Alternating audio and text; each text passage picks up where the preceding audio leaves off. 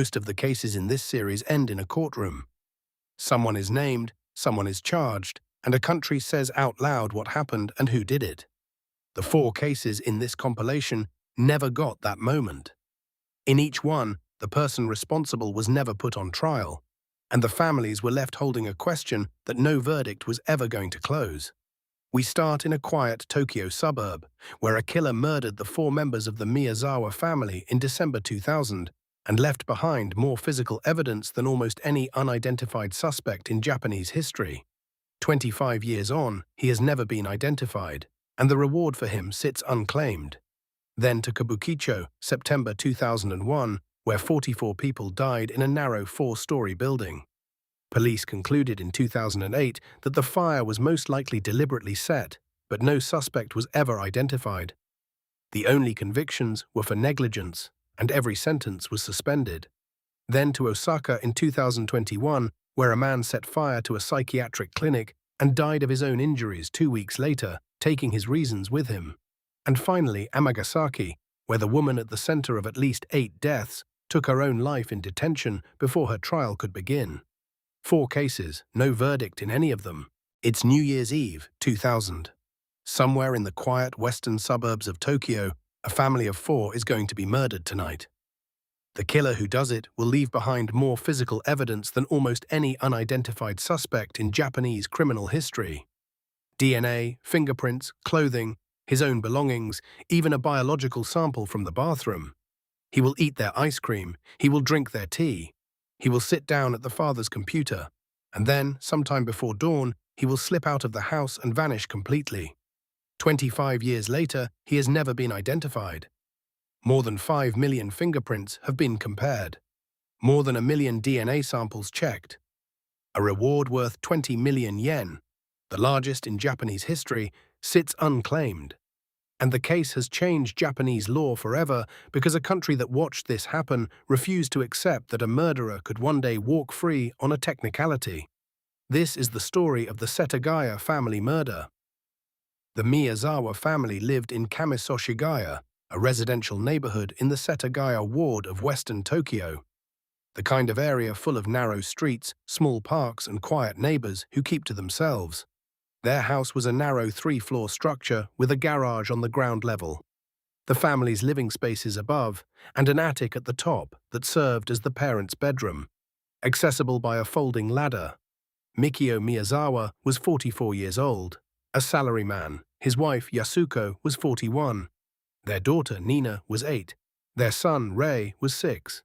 The night of December 30th began normally. At 10:38 in the evening, Mikio opened a password-protected business email on the family PC. Investigators would later use this as the last confirmed sign of life in the house. Sometime after that, based on forensic reconstruction, the family went to sleep. The next morning, December 31st, New Year's Eve, Yasuko's mother came to visit. She tried to reach them and got no answer. She called the police. What they found inside was 4 people dead. Rei, 6 years old, had been strangled in his bedroom on the 2nd floor. Mikio had been stabbed in the head, the wound consistent with a sashimi bocho, a long Japanese filleting knife. Yasuko and Nina were found in the attic, where the parents slept, killed by stab wounds. The weapon a santoku kitchen knife that belonged to the household. The sashimi knife the killer had brought with him lay abandoned at the scene. And the house was a mess. Not a ransacked burglary mess, but something stranger. Food had been eaten. The toilet hadn't been flushed. The computer had been used after the murders. Based on physical evidence and the painstaking reconstruction by investigators, here is what appears to have happened that night. The killer entered the house through the 2nd-floor bathroom window at the back. The bathroom faced out onto Soshigaya Park, and there was a tree there. He's believed to have used it to climb up and reach the window, removing the screen to slide inside. He came prepared. He had brought his own sashimi knife. He was on the 2nd floor. So was Rei's bedroom. The 6-year-old boy was asleep. Investigators believe the killer encountered Rei first and strangled him there. Then Mikio, on the floor below, or perhaps hearing something, came up the stairs. He confronted the intruder. There was a struggle. The killer was wounded, cutting his own hand badly enough to bleed throughout the house. Then he stabbed Mikio in the head with the sashimi knife he'd brought.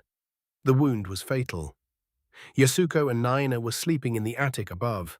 There was a retractable ladder connecting the second floor to the attic space. The killer climbed it. When he came back down, investigators say a loud sound. One nearby resident reportedly noticed that night was likely that folding ladder dropping. He left a woman and a child dead above him. By now, his own knife had broken or been discarded. He had used a kitchen knife he found in the house to finish what he'd started. And then he stayed. This is the part that defies easy explanation. After murdering a family of 4, the killer did not leave. He sat in the house for hours. He opened the freezer and ate 4 cups of ice cream. He helped himself to a melon and ate it without utensils, leaving traces. He drank several bottles of barley tea. He used the family PC. It's believed he may have slept at some point. He used the bathroom and left without flushing. At some point before sunrise on New Year's Eve, he left the same way he came, through the bathroom window. He left behind the broken sashimi knife, the kitchen knife, a hip bag, 2 handkerchiefs, some of his clothing, including a distinctive sweatshirt, and his own blood across virtually every room of the house. He left behind a crime scene that should have ended with an arrest. It still hasn't. Here is one of the most frustrating aspects of this case. 25 years on, investigators still do not have a confirmed motive. Police have formally identified 3 possible categories: money, a grudge, or something unknown. All 3 remain live theories, and none has been ruled out. The robbery theory was the initial hypothesis, a home invasion that escalated, but it's largely been dismissed. A significant amount of cash was left in the house untouched. The killer did not appear to search for valuables. He ate their food and used their computer. That is not the behavior of someone who came to steal. The grudge theory is more intriguing. It's been reported that roughly a week before the murders, Mikio had a confrontation with skaters near Soshigaya Park, the same park adjacent to the house, over the noise they were making. Whether that dispute had anything to do with the murders is unknown, and this connection has never been confirmed. But investigators have noted it publicly. What makes the motive question so difficult is the behavior. If this was premeditated, and the fact that the killer brought his own knife suggests some planning, then who was the target? Why this family? And if the motive was personal, why stay afterward, eating ice cream and drinking tea as if the house were your own? Some analysts have suggested the killer may have been young and in a dissociative or panicked state after the violence, unable to process what he'd done and simply waiting. Others suggest the behavior points to an unusual psychology, someone detached from the horror around him in a way that goes beyond normal shock. The truth is, we don't know, and every theory so far has been unable to account for all the evidence. Let me be clear up front. What follows is interpretive analysis, not a clinical diagnosis. We don't know who this person is, but the evidence does tell us something about the kind of mind we might be dealing with. The most striking aspect of this case isn't the violence. It's what came after it. Staying in a murder scene for hours, eating, drinking, sleeping, using a computer, is an extraordinarily rare behavior. It doesn't fit most known categories of violent offender. Serial killers have been known to return to crime scenes, but not like this. Burglars don't linger. Rage-driven killers don't take naps.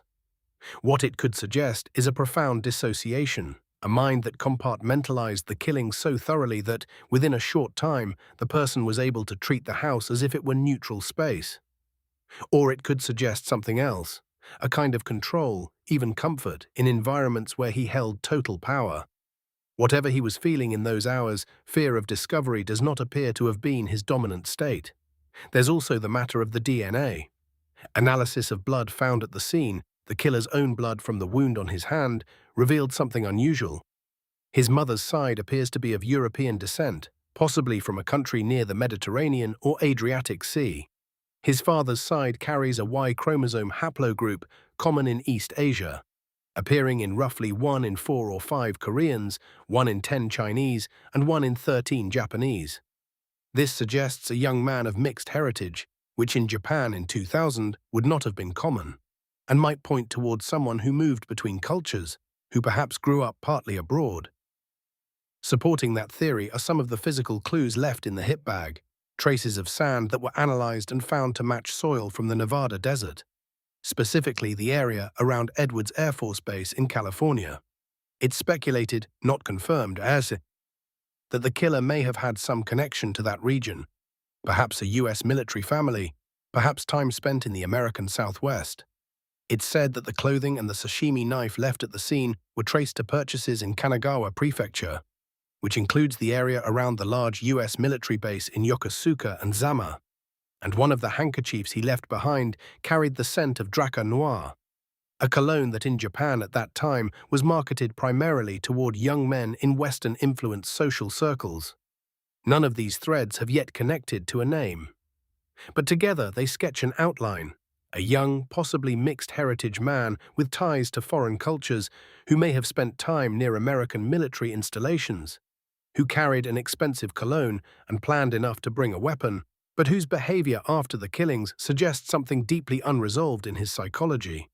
The sweatshirt left at the scene was traced. Only 10 of that model had been sold in all of Tokyo. Police checked all 10. None of the buyers matched the suspect profile, suggesting it may have been resold, traded, or obtained outside normal retail channels. It's a remarkable collection of clues pointing at a person no one has yet been able to find. The Setagaya family murder did something rare. It changed a country's laws.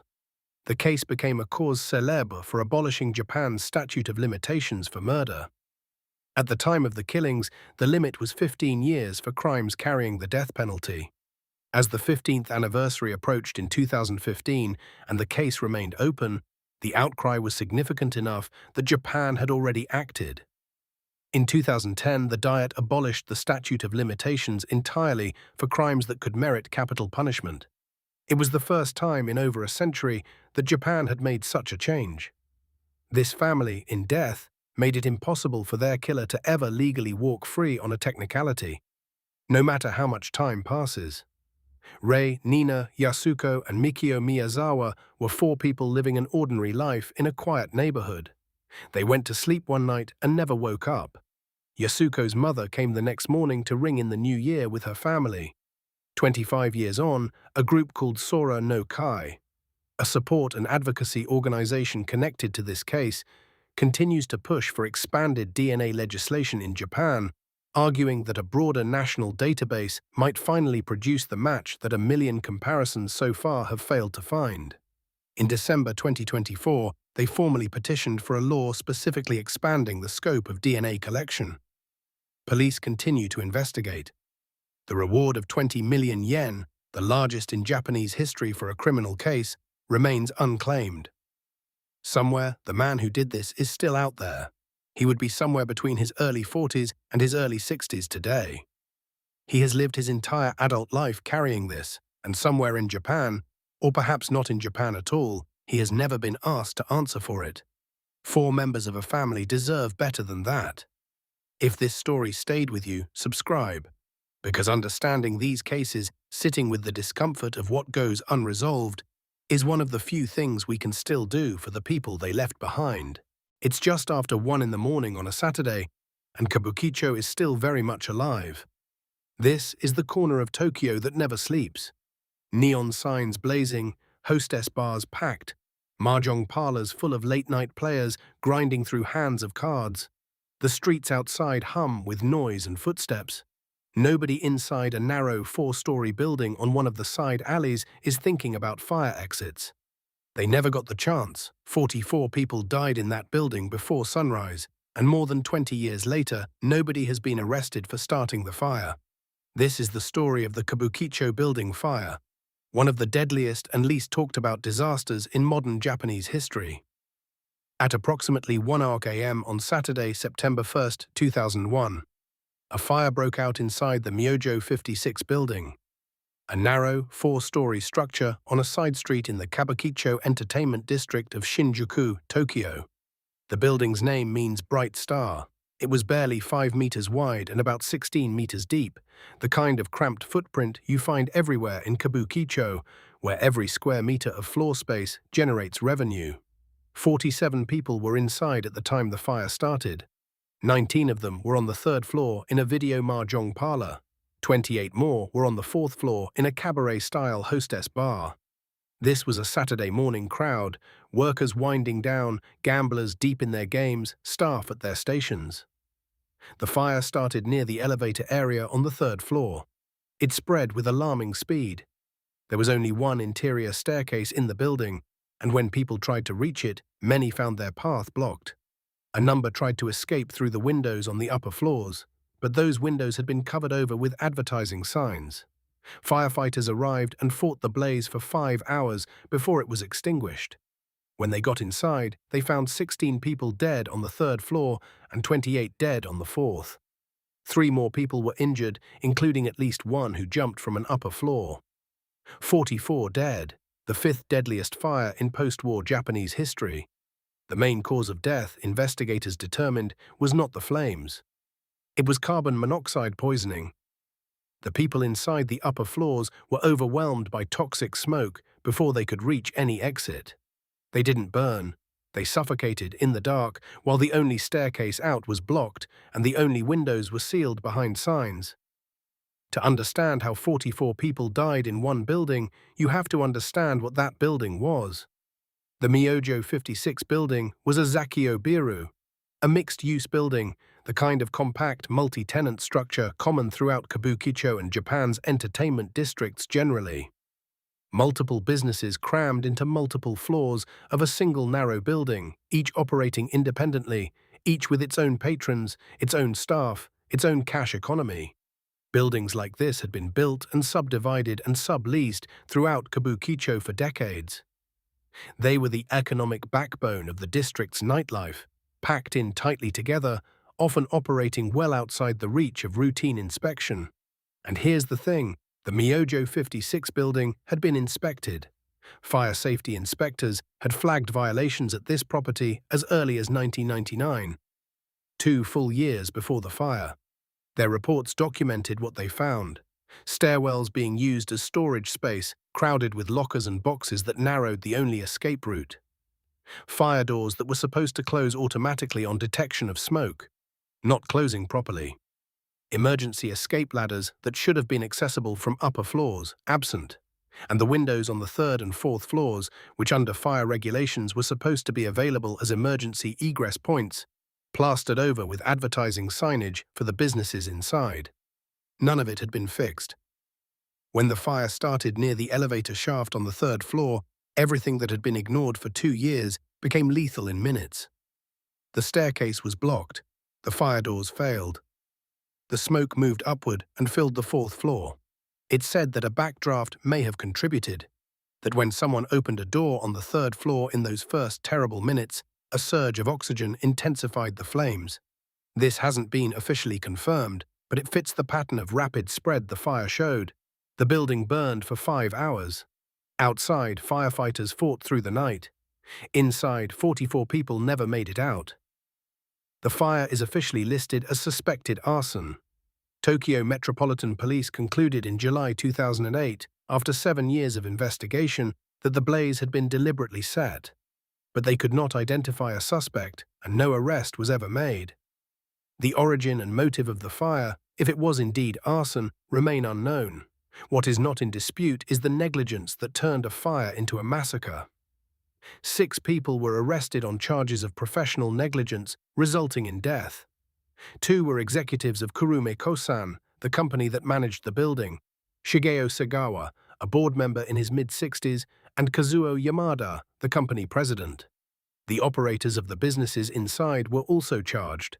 Yoshiji Izawa, who ran the mahjong parlor on the 3rd floor, and Masayuki Goto, who ran a restaurant in the building. The trial stretched on for years. In July 2008, nearly 7 years after the fire, the Tokyo District Court found 5 of the 6 defendants guilty of professional negligence, resulting in death. The 6th was acquitted. The sentences handed down to each of the 5, 3 years in prison, suspended for 5 years. No one was imprisoned, every one of them walked out of court and went home. The victims' families had seen this coming. As far back as February 2003, relatives of 25 of the 44 dead had filed a civil lawsuit seeking 1.25 billion yen in compensation.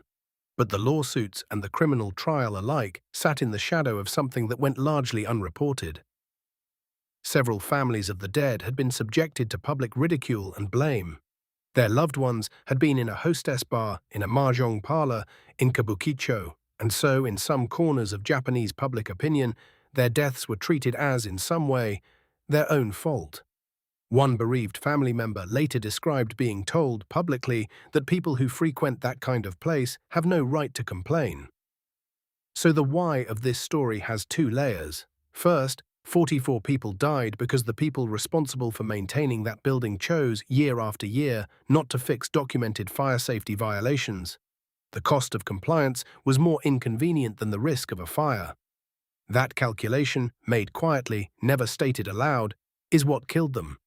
Second, a fire started in that building for reasons that have never been officially explained, and no one has been held accountable for that either. There's no single perpetrator to analyze here. The arsonist, assuming there was one, was never caught, never interviewed, never profiled. What I can do instead is look at the structure that made this disaster possible, because that structure is psychological too. The Miyazawa 56 building didn't fail on one bad night. It failed over years of accumulated decisions to do nothing. Kabukicho in 2001 operated on its own logic. Asia's largest adult entertainment district, by some measures, it had spent decades cultivating a complicated relationship with authority. Yakuza ties, undocumented workers, cash-only economies, businesses that preferred not to attract too much official attention. The fire inspectors who visited in 1999 were doing their jobs. Their reports documented violations. But the system that was supposed to respond to those reports, to escalate, to enforce, to follow up, didn't function. Whether through corruption, indifference, or simple bureaucratic overload, the violations remained on paper and nowhere else. This is what psychologists sometimes call normalization of deviance, the gradual process by which a group or organization begins to treat non-compliance as the normal state, because nothing bad has happened yet. Every day the mahjong parlor opened with a blocked stairway and nobody died. The implicit message was the stairway doesn't really matter. Every day the windows stayed covered and the fire doors stayed broken and no fire came. The calculation was unconsciously confirmed. Until the day it wasn't. The criminal justice system's response, suspended sentences for everyone, no imprisonment, reflects a particular feature of how Japan handles institutional negligence. The law provides for it. Courts apply it. Victims' families describe it as hollow. The defendants were convicted, yes, but in practical terms they lived their lives unchanged, and the message that sends, that you can let 44 people die through documented, recorded negligence and still go home, is itself a psychological and structural problem. It shapes how the next building owner decides whether to fix the stairwell. What the fire eventually did was force the issue legislatively. Japan tightened its fire prevention laws for mixed-use buildings in the years following. Inspection thresholds for mandatory fire detection equipment were lowered. The word Zakyo Biru became national shorthand for a category of risk that the Kabukicho fire had put into public consciousness. Something changed, just not fast enough and not for the 44. The ground where the Miyazawa 56 building stood is still in Kabukicho. The district has changed visibly since 2001. More cameras, more inspections, stricter enforcement of fire codes in multi-tenant buildings. The Zakyo Biru that used to crowd every block have thinned out. Some of the most dangerous buildings are gone. The victims' families held memorial ceremonies year after year, sometimes having to fight for the space to do so in a neighborhood that some people wanted to simply move on from. Their loved ones, workers, gamblers, late-night regulars, people just out on a Saturday, deserved to be named. So their families named them annually, on the anniversary, in the street. On the legal side, Japan's 2010 revisions to the Code of Criminal Procedure abolished the statute of limitations for the most serious crimes. Because the Kabukicho fire is being pursued as a potential murder case, not merely arson, the investigation has never formally closed. Tokyo's investigative headquarters was still officially active on the case as of the 20-year anniversary in 2021. A 2026 NHK documentary revisited the case, speaking with former investigators and victims' families, and concluded that key evidence gaps remain. Nobody has been arrested, nobody has confessed. The fire that killed 44 people in the heart of Tokyo's wildest neighborhood is still officially unsolved. This case doesn't have the profile of some of the others in this series. There's no single perpetrator with a documented psychology. There's no dramatic arrest, no trial, no execution. What there is instead is 44 names, a 4-story building with one blocked staircase, and a paper trail of ignored inspections that stretches back 2 years before the fire. A systemic failure is harder to point to than a single killer. But it can be just as lethal. And maybe that's the thing worth carrying away from this. The most devastating disasters aren't always the ones nobody saw coming. They're the ones where someone filed a report, noted the violation, checked the box, and then nothing happened. The paperwork existed. The risk was known. And 44 people died in the gap between knowing and acting. Thanks for watching. If you find these cases worth understanding, not just the what, but the why, please subscribe. Because these stories don't end at the crime scene. They end in the decisions that came before. It was a Friday morning in Osaka's Kita-Shinchi district, one of the most vibrant entertainment and business areas in Western Japan. The time was just after 10. On the 4th floor of a modest 8-story office building, about 30 people were gathered inside a psychiatric clinic. They weren't there against their will. They had come, as they did most weeks, because they were struggling with the pressures of work, with anxiety, with depression. This was a clinic specifically for workers' mental health, and many of them had been coming for months, even years, trying to get better. In the next few minutes, 25 of them would be dead. Not from a mass stabbing, not from a shooting, from a fire that burned just 25 square meters, smaller than many living rooms, and was mostly extinguished within half an hour. This is the story of the Osaka Clinic arson, the deadliest criminal act in Japan since the Kyoto Animation Massacre 2 years earlier. The clinic was called Nishi Umeda A, Kokoro to Karada no Clinic, which translates roughly as the Nishi Umeda A Clinic for Mind and Body. It occupied the entire 4th floor of the Dojima Kita building in Kita-Shinchi. A commercial district in Kita-Kuya building was old, constructed in 1970, and like many structures from that era, it had a single internal staircase. On the morning of December 17th, 2021, the clinic was running one of its regular group therapy sessions. About 30 people were inside: patients, support staff, and the clinic director, Dr. Kotaro Nishizawa, 49 years old. A little after 10, a man walked in carrying 2 bags. According to a witness in the reception area, the man placed one of the bags near a heater. Then he kicked it. The bag burst open and liquid spilled across the floor. In seconds, the reception area was ablaze. The liquid was gasoline. The fire exploded across the entrance and the waiting room, exactly at the base of the building's only stairway. Toxic smoke was instant and overwhelming. Carbon monoxide from burning gasoline can incapacitate a person in under a minute in a confined space, and the fire was burning in an enclosed 4th-floor room with effectively no way out. The elevator and the building's emergency stairs were both located outside the clinic itself, meaning to reach them, patients had to get past the fire. They couldn't. Within minutes, people inside the clinic were losing consciousness. The fire, as it turned out, burned only about 25 square meters. Firefighters had it mostly under control within 30 minutes.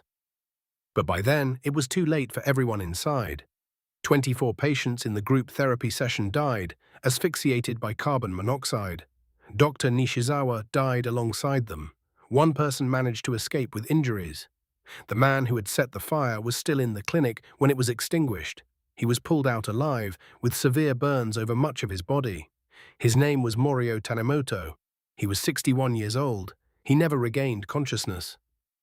This was not an act of impulse. When investigators reconstructed Tanimoto's movements in the weeks and months before the fire, what they found was a plan that had been taking shape for the better part of a year. Tanimoto's smartphone told much of the story.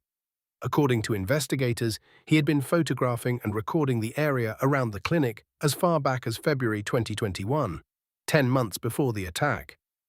His phone reportedly contained notes on methods for sealing doors and deploying gasoline for maximum effect.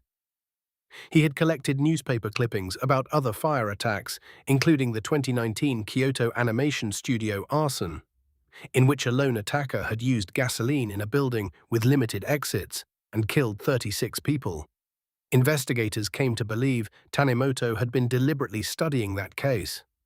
In late November 2021, about 3 weeks before the attack, he purchased approximately 10 liters of gasoline at a service station near his home.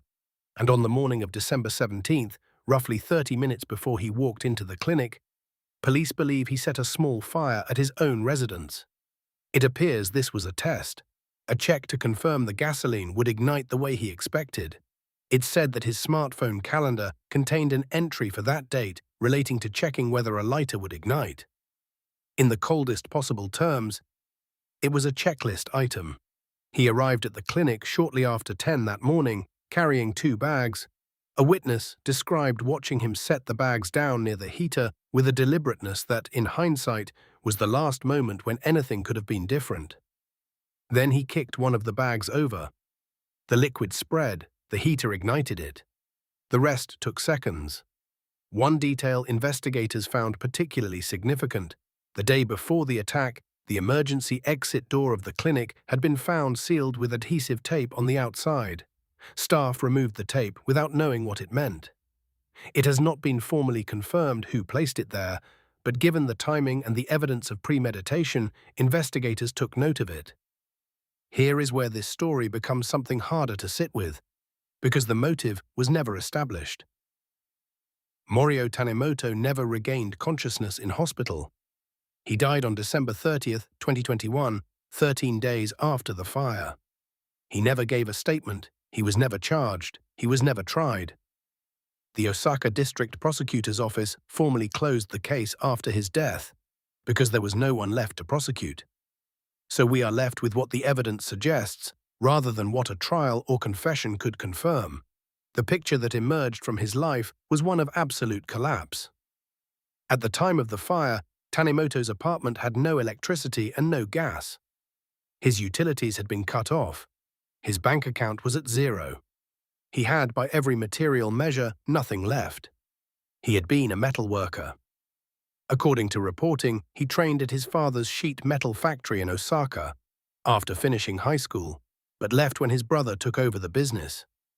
He found other work. An employer from the 2002 to 2010 period described him as diligent and skilled, but he seems to have drifted. By 2017, he was attending the Nishi Umeda Clinic for mental health support. Over the following 4 years, he returned 117 times. And then there were the searches on his phone. According to investigators and Japanese media reports, his search history included phrases along the lines of "I want attention even if I die," and queries about Japan's worst mass violence cases. Those searches are consistent with someone who was not simply planning to die quietly, but who wanted his death to matter, to be witnessed, to be remembered. That is why criminologists and investigators who examined the case have described it as a likely instance of what Japanese researchers call kuodazi sha, expanded suicide. The concept refers to an act in which a person who has decided to end their own life chooses to take others with them, not necessarily out of specific hatred toward the victims as individuals, but as a form of final statement. It's said that in cases fitting this pattern, the location and the people inside it often carry some meaning connected to the perpetrator's own history of suffering. The clinic is a key detail here. This was not a random building on a random street. This was the place where Tanimoto had gone, week after week, for 4 years. It was the one institution in his life connected to his mental health, his treatment, his care. Whatever was in his mind, and we genuinely cannot know, he chose to end his life here, in this place, among these people. Let me be clear up front. What follows is interpretation, not clinical fact. We do not have Tanimoto's words. We have no verdict. We're working from digital traces, financial records, and the testimony of people who knew him at a distance. Take this as context, not as a diagnosis. What those traces suggest is a man who, by the end of 2021, had reached a kind of absolute zero. Not just financially, though the empty bank account and cut utilities tell their own story, but in terms of meaning and connection. He had no family visible in the reporting, no support network anyone has described publicly. His sole sustained connection to any institution in his final years appears to have been the clinic he ultimately burned. The expanded suicide framing is useful here, but it needs to be handled carefully. Research on this type of violence, including in peer-reviewed work specifically on this case, published in the journal Disaster Medicine and Public Health Preparedness, tends to point to a profile of someone who has concluded that their own death is inevitable or desired, but who cannot tolerate the idea of dying without being noticed. The act of involving others becomes, in a profoundly disturbed logic, a way of mattering.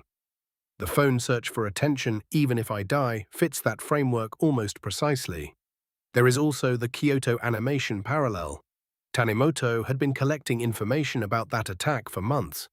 An attack in which a man who believed he had been wronged by an organization brought gasoline to a building full of people and set it alight. It's said that the parallels were not lost on investigators. Whether Tanimoto was directly copying the Kyoto case, drawing inspiration from it, or simply cataloging it as an example of what was possible, we cannot say with certainty. What we can say is this: 117 visits to a mental health clinic over 4 years is a profound attachment. A person who attends therapy that consistently is, in some sense, still trying, and yet something shifted. The money ran out, the utilities were cut, and whatever the clinic had been giving him either stopped being enough or stopped being available in the way he needed. There is a terrible irony in the target he chose. The people who died in that room were there because they were struggling too. They had come for help, to a place they believed was safe, to sit in a circle with others who understood what it meant to find work and life overwhelming. The doctor who died alongside them, Kotaro Nishizawa, had built his career around supporting exactly that kind of person. None of this explains why those specific people had to die. There is no answer that makes that make sense. After the fire, Japan moved quickly on the structural failures the attack had revealed. The Health, Labor and Welfare Minister and the Internal Affairs Minister ordered emergency inspections of approximately 30,000 multi-tenant buildings across the country. Older buildings, like the Dojima Kita building, with single stairways and inadequate fire egress. For a crime that killed 25 people with a fire that burned only 25 square meters. The lesson was clear. If the stairwell is the only way out and it's on fire, everyone above it is trapped. But for the families of the 25 who died, and there have been memorials every December 17th since, flowers left at the building, quiet gatherings in the rain. Building codes are not the thing that keeps them awake. There was no trial to attend, no perpetrator to face, no testimony to hear. Morio Tanimoto took whatever he knew to the hospital on December 30th, and it stayed there. That absence is its own particular grief. When there is no explanation, families are left to construct their own, to wonder whether it was the clinic or something that happened in his treatment, or simply the fact that it was the one place he had left. The answer might have been all of those things, or none of them, or something Tanimoto himself might not have been able to articulate, even if he had lived. We simply don't know. What we do know is that he planned this for nearly a year, that he researched other attacks, that he stocked gasoline, that he tested the fire in his own home on the morning he carried out the attack, and that somewhere beneath all of that deliberation was a human being so hollowed out that this is the shape his despair took. Japan has developed some of the world's most sophisticated occupational mental health infrastructure, clinics specifically designed to hold people up when work and life become too much. This attack happened inside one of those clinics, aimed at the people inside it. It's worth sitting with that contradiction. The 25 who died were there because they were still trying to get better, and the man who killed them seems to have been someone who had stopped believing that was possible. For himself at least, And maybe in whatever darkened logic had taken hold of him, for anyone. There are no clean lessons here, only the grief of the families, the names that will never be publicly released in Japan out of respect for their privacy, and the question that will never be answered. Thanks for watching. If this kind of careful, considered look at Japan's most difficult cases is what you're here for, subscribe and stick around, because understanding the why, as hard as it is the only thing that might help us see the warning signs earlier.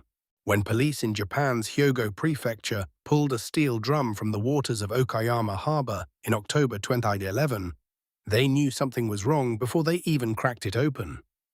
The drum was too heavy.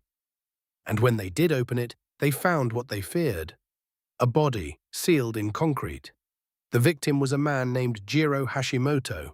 He was 53 years old. And he was only the beginning. What investigators uncovered over the months that followed was something that had been hiding in plain sight for nearly 25 years. A woman in her early 60s who had drawn at least 5 separate families into her orbit, isolated and broken them, and then turned their own members against one another in a system of abuse and murder so entrenched that some of the people inside it couldn't remember a life before it. The Japanese media called her the Black Queen Bee. They called her circle the Piranha family. This is the story of the Yamagasaki serial disappearances. The first confirmed disappearance linked to this case dates to around 1987, though investigators believe Miyoko Sumida had been building her web of control for years before that. By the time police made their first arrests in November 2011, the crimes had spread across at least 6 prefectures and left at least 8 people dead. The case broke open on October 30, 2011, when a steel drum was hauled up from Hinase Port in Bizen, Okayama Prefecture. Inside, encased in concrete, was the body of Jiro Hashimoto, 53 years old. Investigators believe he had been living in Sumida's condominium in Yamagasaki when the beatings began, and that he died in the summer of 2011 after being repeatedly assaulted and left handcuffed in a locked storage shed on the building's balcony, with barely enough food or water to keep him alive. After his death, his body was sealed inside the drum and dumped at sea. Weeks later, a second drum was discovered, this one in a warehouse in Yamagasaki. Inside was the body of 66-year-old Kazuko Oe, again encased in concrete. Around the same time, it's reported that a woman in her 40s who had been held captive managed to escape and go to police, providing investigators with testimony about what had been happening inside the group.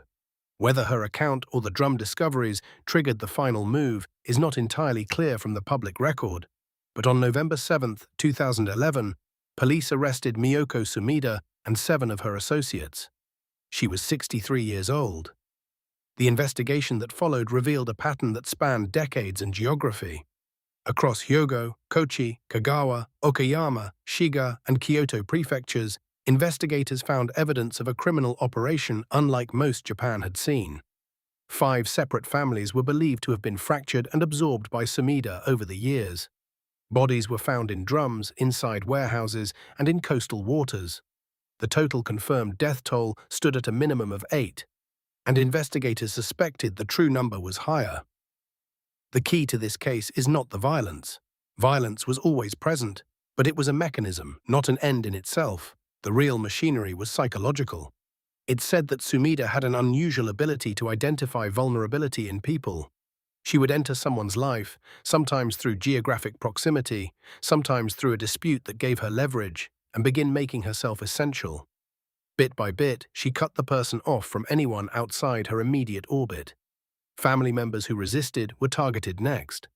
Over time, the circle expanded to encompass entire households, and then, through those households, drew in others connected to them. Once inside, people were subjected to what investigators described as military-like discipline. Disobedience meant starvation. It meant sleep deprivation. It meant physical beatings. And the detail that stayed with investigators long after the arrests, it's alleged that Sumida would sometimes compel family members to assault their own relatives. A son forced to hit his mother, a spouse made to beat their partner. The act of harming someone you loved served 2 functions simultaneously. It broke down the psychological resistance of the person doing the hitting, and it made them complicit in something they could never undo. Alongside the violence ran an insurance fraud operation that was systematic and patient. In total, investigators estimated the group collected approximately 90 million yen from insurance companies over the course of the crimes. The single most striking example came on July 1, 2005. A group of 9 people traveled to the scenic cliffs of Cape Manza in Okinawa, ostensibly for a sightseeing photo session.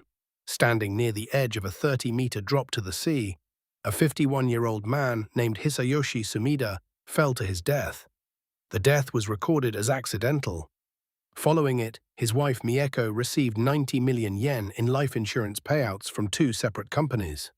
Whether the fall was a deliberate killing is something that was never adjudicated in court. Miyoko Sumida died before trial, but the Cape Manza incident sits squarely within the documented pattern of the group's operations, and investigators treated it accordingly. The murder of Jiro Hashimoto, beaten, handcuffed in a balcony shed, left with minimal water and food, dead by summer 2011, then sealed in concrete and dumped in the sea, illustrates the full cycle. The body was in the water for only around 3 months before it was found. The concrete, it turned out, was not enough. The surface answer is money, approximately 90 million yen in confirmed insurance payouts. A system built around identifying targets, insuring them, and then engineering the conditions of their deaths. That is a financial motive, and it is real. But money alone doesn't explain 25 years of this, spread across 6 prefectures, consuming 5 families, including many people who had no obvious value as insurance targets. Something else was happening. What we know about Miyoko Sumida's personal history is limited.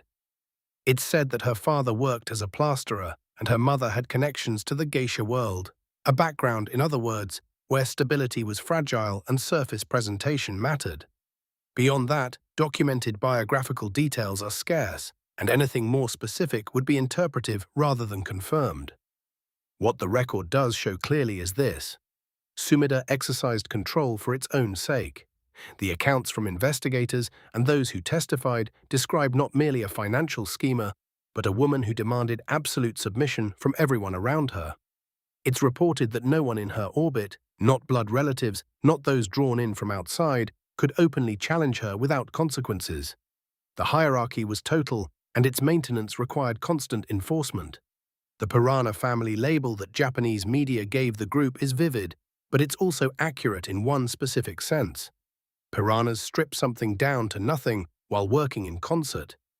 The people around Sumida became instruments of their own destruction, recruited through fear into acts that ensured their own silence. What happened in Amagasaki belongs to a category of crime that is in some ways harder to understand than mass violence, because it unfolded slowly, invisibly, and with the active participation of its own victims. To understand how that's possible, it helps to look at the mechanics of coercive control. Let me be clear. What follows is interpretive analysis, not a clinical diagnosis. But the patterns investigators documented here map closely onto what psychologists who study coercive control, domestic abuse, and cult dynamics have described in academic literature. The first step in a system like this is isolation. Remove a person's outside relationships and you remove their frame of reference. There is no one to tell you that what you're experiencing isn't normal because you have no normal left to compare it to. Sumida reportedly dismantled family connections systematically, and by the time someone understood how trapped they were, the people they might have turned to were either inside the group or had been cut away entirely. The second step is complicity. This is the one that makes coercive systems so hard to escape. When you have been forced to hurt someone you love, to beat a parent, to confine a spouse, to participate in the imprisonment of a sibling, you carry that with you. You are now, by your own actions, a person who has done terrible things. That becomes a lock from the inside. Going to police means confessing your own participation. Sumida appears to have understood this mechanism intuitively, whether or not she would have named it that way. The third step is normalization. When violence is constant and punishment is random, the brain adapts. What was once shocking becomes expected. What was once aberrant becomes the ordinary texture of a day. Survivors of long-term coercive abuse often describe a process of forgetting what life was like before, not because of amnesia, but because the reference point is simply gone. What this case forces us to sit with is how invisible all of this was for so long. Neighbors, local authorities, insurance companies that paid out millions without triggering an investigation. For 25 years, this system ran inside ordinary Japan, in ordinary apartment buildings, across ordinary Japanese cities, and almost no one raised a sustained alarm. The wall held until a single captive woman found a way out. Japan has seen at least one comparable case since then. The Kabukicho murders, a household of coercive control that similarly used complicity and isolation to maintain itself for years. The pattern is not unique, but the Amagasaki case remains one of the largest and longest-running in Japanese criminal history. Miyoko Sumida never stood trial. On December 13, 2012, 13 months after her arrest, while still in detention, she took her own life.